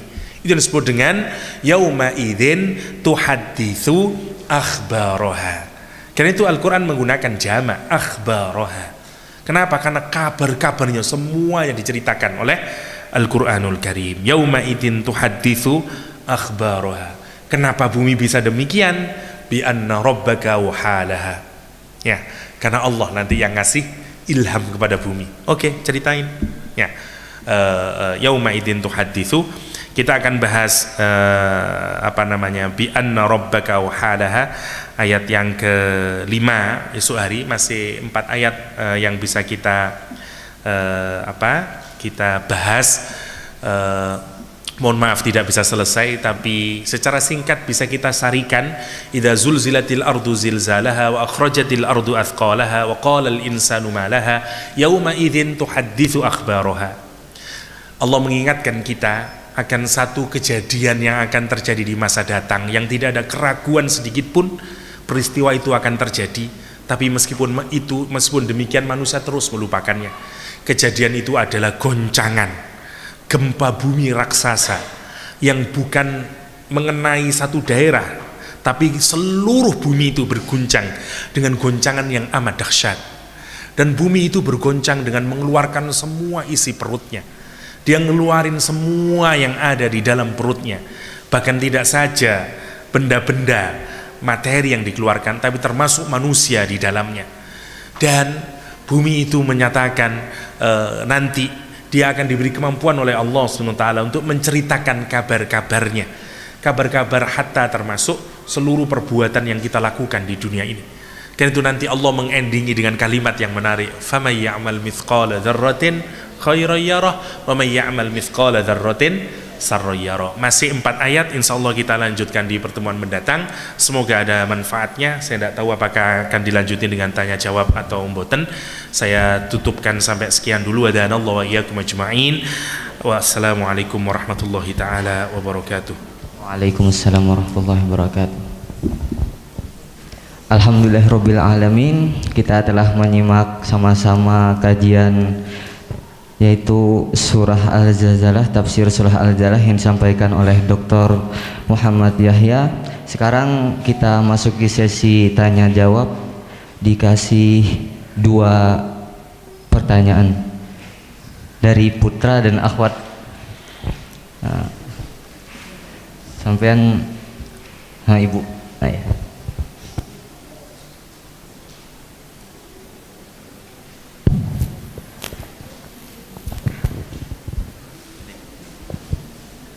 Assalamualaikum warahmatullahi wabarakatuh. Waalaikumsalam. Pak Ustadz, saya mau tanya, di surat ini urgensi untuk kita apa ya? Maksudnya untuk sekarang, artinya itu apakah nanti ketika hari kiamat atau hari akhir itu kita bisa nyampe di situ atau enggak?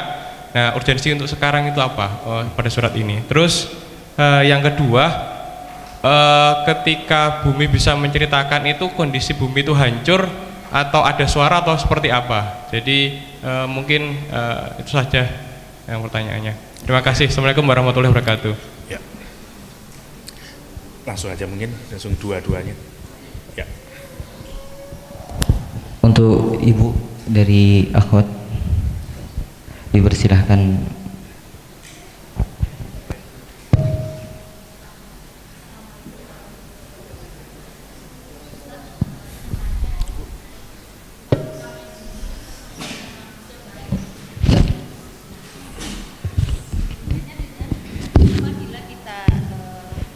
Tadinya kita berbuat yang tidak banyak yang jeleknya dibanding yang baik, tapi pada saat dia sebelum meninggal dia adalah insyaf sehingga dia dapat hidayah sehingga perbuatannya dia insyaf. Nah, maksud saya apakah di akhir nanti bumi akan menceritakan semua dosa kita, semua perbuatan kita yang jelek maupun baik semuanya, walaupun kita sudah diampuni sama Allah, apakah otomatis dia akan nol sehingga bumi tidak menceritakan kejadian yang sebelumnya? Begitu, terima kasih. Bismillahirrahmanirrahim. Yang pertama tentang urgensinya. Kita memang belum selesai membahas surat Az-Zalzalah sehingga kita belum mengambil hikmah dan faidah untuk kita saat ini.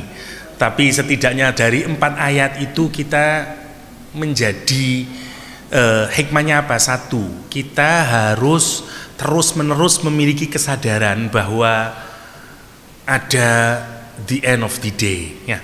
Ada akhir dari kehidupan ini. Ada hari di mana kita harus mempertanggungjawabkan semua amal yang kita lakukan. Dan kesadaran itu amat sangat penting hari ini. Kenapa? Karena balok pakai bahasa Al-Quran, orang itu orang itu bisa melakukan perbuatan baik atau buruk. Ya, sebenarnya motivasinya karena 2 hal saja yang paling kuat. Satu, karena Allah Subhanahu wa taala, yang kedua karena akhirat atau karena hari kiamat, ya. Ada orang yang melakukan perbuatan baik karena dia cinta sama Allah, karena dia ma'rifah sama Allah. Kenapa kamu lakukan itu? Karena saya tidak mau melukainya, karena saya tidak mau menyakiti Allah, karena saya mau mencintai Allah, karena saya rindu sama Allah, karena saya bersyukur sama Allah, karena saya ingin membangun kekariban dengan Allah. Motivasinya melakukan apapun karena Allahnya. Satu, ini kelasnya orang-orang soleh, kelasnya Rasulullah, kelasnya para sahabat, kelasnya yang lain, orang-orang yang baik-baik, ya.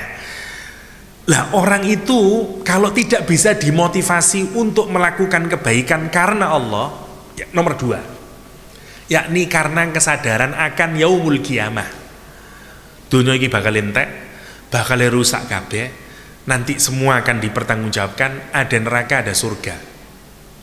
Kalau orang kehilangan dua-duanya, dia tidak bisa diharapkan kebaikannya. Kenapa? Karena 2 inilah yang menjadi sandaran orang melakukan kebaikan. Jenengan nopo kok gelem sedekah?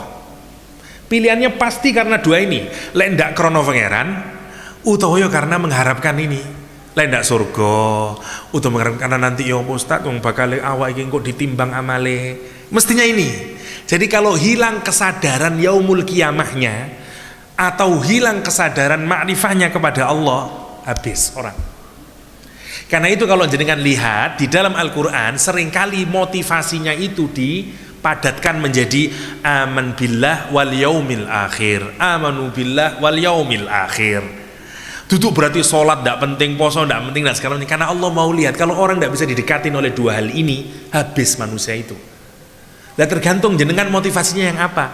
Dua-duanya boleh dan tidak jelek. Jenengan hanya bisa baik karena motivasi nanti bakal ono kiamat, saya rindu sama surga, saya takut sama neraka, good, tidak salah itu. karena Rasul juga menganjurkan itu. Ada juga orang yang ngibadah, yang melakukan perbuatan baik ndak pati iling yang yaumul qiyamah, karena dia didominasi oleh perasaan cintanya sama Allah, rojaknya sama Allah, khaufnya sama Allah. Boleh ya, untuk kelasnya ndak bisa dipaksakan gitu, itu ndak bisa dipaksakan. Nanti pelan-pelan tumbuh sendiri dua-duanya, mana yang paling kuat di antara kita, di antara dua motivasi itu. Tapi dua-duanya harus kita miliki. Kalau kita punya dua-duanya makin kuat, makin kuat. Sadar bahwa hidup ini sementara, nanti saya akan hilang, dunia ini akan hancur semuanya. Nanti akan kehidupan yang kedua, yakni surga atau neraka. Dan saya mau menghadap kepada Allah. Saya ini milik Allah, dengan seluruh nikmat yang diberikan ini, kok cek nemeni awak iki gak iso gelem tobat teng pangeran misalnya. Dua motivasi ini, itu urgensinya. Kenapa berkali-kali Al-Quran bercerita tentang yaumul qiyamah, yaumul qiyamah. Untuk siapa sebenarnya? Untuk yang paling bebal sebenarnya. Kenapa? Karena kalau untuk yang Allah ini kelas yang agak elit lah ya. Ojo ngomong cinta kepada Allah dulu kalau belum bisa nyadarin yaumul qiyamah ya. Karena dia bertahap. Untuk orang-orang yang soleh ini sudah tidak terlalu penting lagi. Kenapa? Karena yang paling difikirin ke sana. Yang paling difikirin ke sana, dia sudah tidak mikirin engkau surga apa neraka ya. Bagaimana saya bisa berpikir tentang surga neraka? Wong saya juga tidak yakin benar apa sholat saya ini diterima oleh Allah atau tidak. Bagaimana saya bisa yakin bahwa ibadah saya ini akan mengantarkan ke surga, sementara semua ibadah saya masih kecampur ria, ujub, sum'ah. Ya Allah, saya mohon maaf ya Allah, karena hanya dengan ini saya bisa mendekatimu. Wis ngono iku ukurannya. Dia ke sana. Lek wong sing awal ndak mikir ngono. Alhamdulillah saya wis ibadah insyaallah pun saya Ustaz. Sedekah saya begini, salat malam begini, mboten napa-napa. Ya pancen itu pelan-pelan. Itu muraqabah, perubahan hati seseorang yang pelan-pelan ya. Lah, Al-Zazalah menggiring kita untuk punya kesadaran terhadap yaumul akhir. Dan kemudian menyatakan nanti akan ada endingnya, semua dicatat oleh Allah. Dan kalau orang muncul ketakutannya, maka diharapkan nanti orang terbit kebaikannya. Itu urgensinya, kenapa kita akan gitu. Bagaimana bicaranya bumi, sampai sekarang belum ada. Ya terus ya apa gambarkannya. Satu, kita belum pernah mendengarkan, meskipun ada sekian banyak contoh-contoh yang memperlihatkan bagaimana gunung taat sama Rasulullah, batu uluk salam kepada Rasulullah SAW. Ada, tapi opo suarane? Wallahu a'lam bishawab. Kita tidak punya dokumentasi untuk itu. Tapi paling minim contoh ya. Terang, dahan pohon kurma ya, yang dipakai oleh Rasulullah untuk jadi podium dulu. Kemudian diganti jadi podium yang baru. Nangis. Dan dia hanya diam saat dipegang, dilus-lus dengan Kanjeng Nabi. Dahan kurma, ya, batang pohon kurma, nangis. Di hadis Bukhari digambarkan tangisannya kayak tangisan anaknya unta yang kecil, nangis. Kalau tangannya Rasulullah tidak menyentuhnya, nanti dia itu tidak akan berhenti hatta yaumul qiyamah. Sayangnya masih sentuhnya Kanjeng Nabi, ya. Kalau tidak sentuh mungkin kita dengerin sampai sekarang. Dengerin rengekannya si batang kurma itu yang merindukan Rasulullah Sallallahu Alaihi Wasallam. Karena itu kata Imam Hasan Al-Basri, kalau dahan kurma saja, batang kurma saja bisa kangen dan kepencut hatinya kepada Habibillah Rasulullah SAW, siapakah kita? Terbuat dari apakah hati kita yang tidak bisa kangen sama Rasulullah Sallallahu Alaihi Wasallam? Ya, subhanallah, kita yang lebih layak, kata Imam Hasan Al-Basri. Kenapa? Karena dengar tangisannya, semua sahabat dengerin. Loh, apa yang kok bumi ngomong wallahu a'lam, nggak tahu kita. Tapi ada di hadis-hadis kata Rasul, aku masih tahu batu yang mengucapkan salam kepadaku. Kaya ngopong dono MP3 nih biar jadi nggak sampai kepada kita ya. Gunung diajak ngomong sama Nabi, yang menarik ya. Misalnya ketika di Gunung Uhud Rasul menyatakan salah satu gunung yang dicintai Rasulullah SAW adalah Gunung Uhud, yang berhenti horeg ya, terjadi gempa. Rasulullah berdiamlah karena di atasmu ada Rasulullah SAW ya, dan diam dia diam. ngerti omongannya. Wallahu a'lam. Bagaimana nanti berceritakannya itu bagian dari rahasia. Sama kita juga tidak ngerti ya opo langit pecah. Ya opo wallahu a'lam, kita tidak tahu. Tapi yakin sajalah kalau saya menerima dua-dua maknanya. Secara metaforis oke, itu masuk secara akal, tapi secara literal juga oke. Karena kita nggak tahu kok. Kita nggak tahu kok. Tapi jangan juga terlalu mereka-reka ya. Nanti seperti fenomena belakangan itu yang suara hon, disangka kalah malaikat Israfil katanya ya. Wallahu a'lam. Tapi yang jelas bumi salah satu alat yang dipakai oleh Allah untuk merekam semua perilaku kita ya. Itu yang pertama. Sebagaimana tangan kita, kaki kita, lesan kita, hatta kulit kita yang dijadikan Allah sebagai alat perekam kita. Dan nanti ketika kita dijadikan kembali, kita cuma bisa ngomong ketika dia menjadi saksi kita. Bumi menjadi bisa ngomong ya. Dan kita bingung, lima syahidtum alaina, ngapain kamu jadi saksi kepada saya? Dia nanti bilang, itu yang tentang ngomongannya. Sekarang tentang bagaimana terus perbuatan yang diampuni oleh Allah. Lah sebenarnya ini pembahasannya nanti ya. Pada kata yaro sebenarnya, ini trailer saja sedikit ya. Jadi yaro itu melihat. Jadi seluruh amal perbuatan nanti bisa kita lihat kembali. Kalimatnya bukan diberi pahala atau diberi hukuman, bukan dihisab, bukan diadab, tapi diperlihatkan. Nanti terserah Allah mau diadab atau mau dibalas. Tapi apapun perbuatan tetap diperlihatkan oleh Allah SWT. Dan justru itu salah satu nikmat kepada yang diberikan kepada Allah. Kalau kita menyaksikan sekian banyak perbuatan yang jelek yang Allah ampuni, ya Allah, matur nuwun Gusti nggih kula biyen nate ngeten, tapi sekarang kok dihapus ya Allah. Kayak jenengan ningali rapot, nilainya ku uang EC 20, tapi ternyata hasilnya A. Ya Allah, matur nuwun Gusti 20 ada lho, ngoten, ada yang ngoten. Nanti kita akan melihat itu amalan-amalan yang diampuni oleh Allah, tapi tetap diperlihatkan. Itu yang disebut dengan fama ya'mal mithqala dzarratin khairan yarahu. Nanti akan melihat. Tapi bahkan menurut para ulama itu salah satu menambah kesenangan, menambah syukur kita kepada Allah. Menambah syukur kita kepada Allah. Meskipun ada perbedaan di kalangan para ulama tentang kata ghafur sama afuun, kata dia. Kalau Allah mengampuni dari sifat ghafurnya itu masih ada catatannya. Tapi kalau Allah mengampuni dari kata afuunnya, sebagian para ulama menyatakan tidak ada catatannya karena sudah dibusa, ya, dibusa. Tapi semuanya terekam. Malaikat nanti yang tidak bisa jawab, yang tidak bisa baca.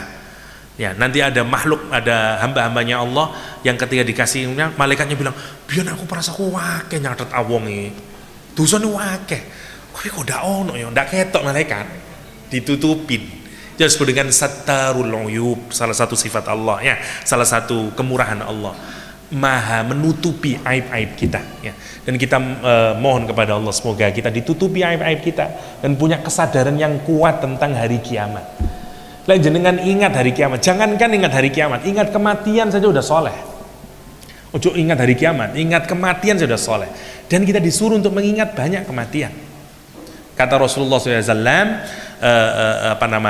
akfiru, perbanyaklah kalian semuanya, zikra hadimil ladzat, perbanyaklah kalian untuk mengingat penghancur kenikmatan ini. Apa itu? Al-maut, mati. Apalagi ya yaumul kiamah, hancur kabeh kalau itu ya. Kenapa? Karena itu yang membuat kita tidak kesengsem teng dunya. Karena kalau kita tidak pernah ingat kematian, tidak pernah ingat yaumul kiamah, dunia ini makin binal ya, makin ibarat perempuan itu makin mempercantik dirinya, dan banyak orang tertipu di dalamnya, dan banyak orang menggantungkan mimpi-mimpinya di dalamnya, banyak orang yang menginginkan surganya di dunianya ya. Kenapa? Karena nampak indahnya padahal dia menipu, dia sebentar saja.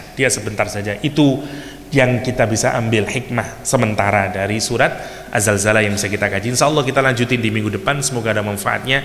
Adanallahu iyyakum ajma'in wa sallallahu ala nabiyyina Muhammadin wa alihi wa sahbihi wasallam. Allahumma arhamna bil Qur'an waj'alhu lana imaman wa nuran wa huda wa rahmah. Allahumma dhakkirna minhu ma nasina wa 'allimna minhu ma jahilna warzuqna tilawatahu ana al-laili wa atrafan nahar ya rabbal alamin. Sallallahu ala nabiyyina Muhammadin wa alihi wa sahbihi wasallam. Walhamdulillahi rabbil alamin. Assalamualaikum warahmatullahi taala wabarakatuh.